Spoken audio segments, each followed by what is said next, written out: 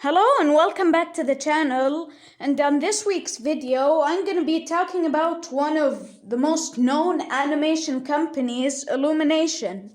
So without further ado, you want to hear and I want to explain, so let's start the video.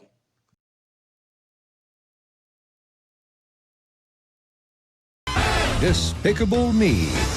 Okay, so first of all, we have Illumination's very first movie, Despicable Me. It was released in 2010, and don't get me wrong, this is a really good movie. It's just that I have a few problems with it. Because, well, first of all, it has a lot of filler scenes, like that scene where the minions go to the grocery store that could have easily been removed from the movie. But financially and critically, this movie did very well. It got $543 million in the box office and beat competition from DreamWorks like Megamind and How to Train Your Dragon. And critically, it also did very well. It got an 81% on Rotten Tomatoes and overall was a really good start for Illumination. It looked like they were heading into the right direction.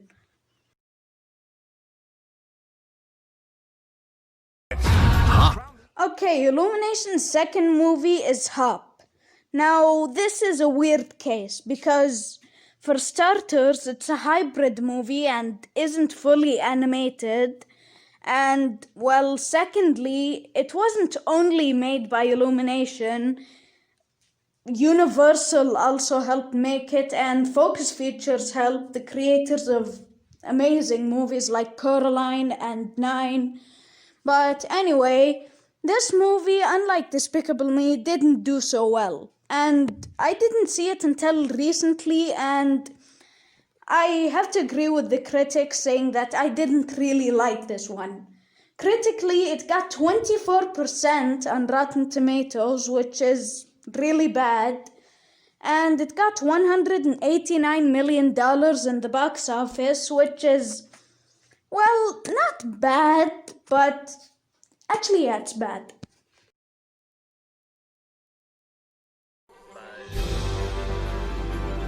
Okay, so Illumination's third movie was The Lorax.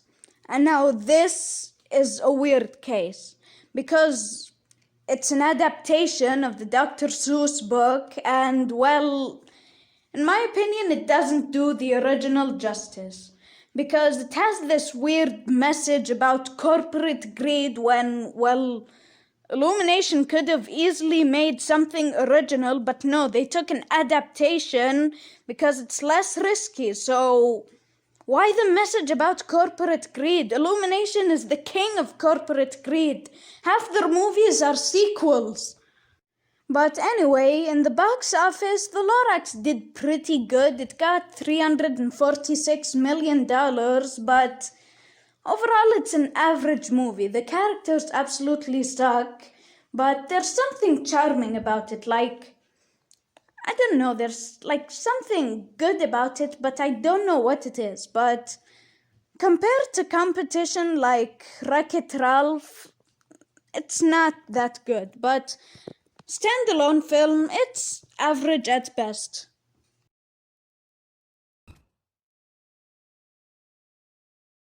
Okay, so Illumination's fourth movie was their first sequel, Despicable Me 2, and this was mixed for me. There were some parts I really liked, and there were some parts I absolutely, utterly hated, but for the most part, it's pretty good. Critically, it got mixed results. Like, it got a 75% on Rotten Tomatoes, which isn't that bad, but financially it did really good, and it brought Illumination back on the map after 2 fails.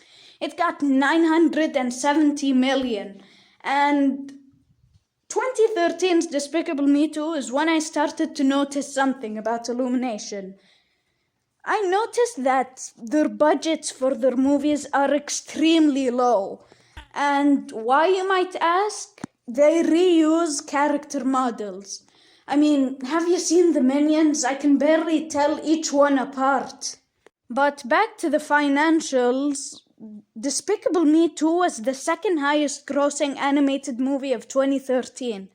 First being, well, we all know what first is, but it beat big competition like Monsters University from Pixar and Turbo and the Croods from DreamWorks, so financially this was a step into the right direction again.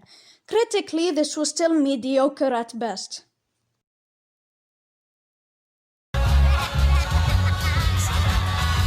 And Illumination's next movie was Minions. Now, this is the point where people started to get sick of the Despicable Me franchise and the Minions as characters. Because, well, a lot of people hated this movie. It got a 55% on Rotten Tomatoes from the critics, and the audience didn't like it either. Because, well, first of all, most of the dialogue is in Minionese, which is a language nobody understands. And around this point is where Illumination started throwing in pop culture in their movies, which was a major problem for a movie we'll talk about later. But other than that, well, it was very obvious this movie was a cash grab, and it was a successful one. It got $1.1 billion in the box office, and it was the highest grossing animated movie of 2015, so, I mean, good for Illumination, but for Illumination, this was definitely a step in the wrong direction, but not financially. Financially, they were doing very well, but for their movies in general, this was a major downgrade from Despicable Me 2.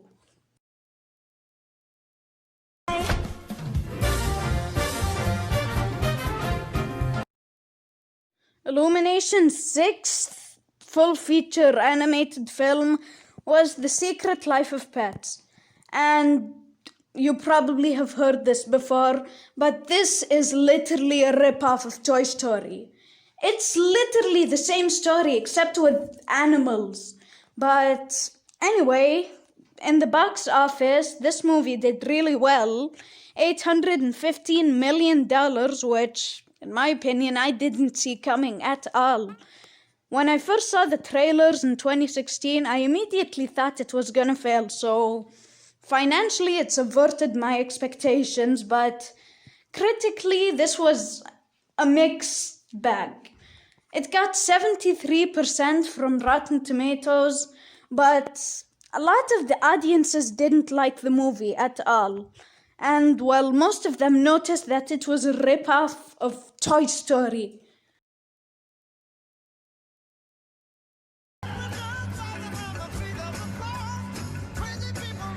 Okay, now we've reached this mess. Sing is my arch nemesis. I absolutely hate everything about this movie. Half of it is pop culture. There are 64 songs. The characters are, well, terrible. And I can't believe that some people think this movie is good. Like, please tell me in the comments down below what was good about this movie. It was predictable and, well, the character design is terrible. Like, who on earth accepted this? I mean, let's take a look at the characters, shall we? First of all, we have Buster Moon, the guy with financial problems. Kids sure do love finance. Then we have the gorilla with daddy problems who's in a gang. Well, that's just weird, and his character design is terrible, not gonna lie. And then we have the porcupine with relationship problems, which is also weird, not gonna lie. I mean, this movie should have been with humans. It would have been way better. I mean, the animals don't even do things that animals do. Then we have the pig with 25 kids who all look the same somehow because, oh yeah, Illumination. Then we have the arrogant mouse who gambles. Man, kids sure do love gambling. And overall, critically, this was mixed. I mean, it got 73 on Rotten Tomatoes, but a lot of other critics didn't like it, and well, I can't believe some of the audience liked it, but I know some that didn't like it, and financially, this wasn't as good as the previous few movies that Illumination made. It got $634 million, which is good, don't get me wrong, but I mean, you go from $900 million and 1 billion to like 634, which is a downgrade, obviously.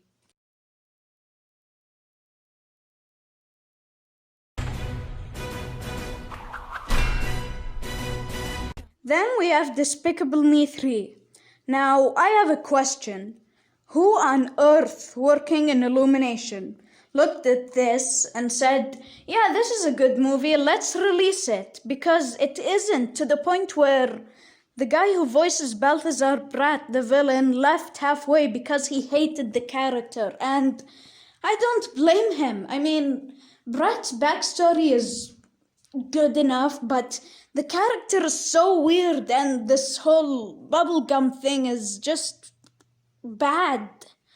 And they gave each one of Gru's girls like this very weird side plot. For Margot, it's having some Mexican engagement, and for Agnes, it's this one-horned goat unicorn thing, and overall, it's just weird. Even critically, a lot of people hated this. It got 49% on Rotten Tomatoes, which is Illumination's second worst score, the first being, well, Hop. But financially, this did well, $1 billion, but for the next two movies, it ruined them. Like, the next movie is a major downgrade because of this movie. I hate Despicable Me 3.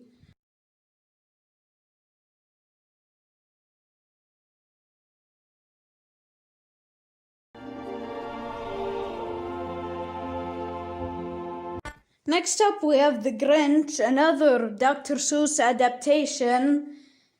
Now, yeah, it's worse than the Lorax, but there are some scenes that are enjoyable. Also, the animation is beautiful, but the biggest problem I have with it is that they made the Grinch look cute and, well, huggable. He's supposed to look ugly and scary, but he looks cute in this movie. Why? But financially, this only got $511 million because of some previous movies that were terrible. And critically, this was a mixed bag. Some audiences hated it, and the critics gave it a 60% score on Rotten Tomatoes, which is average.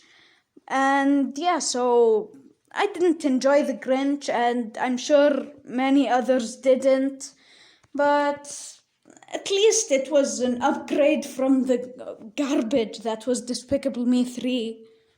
Okay, now for the last movie, we have The Secret Life of Pets 2.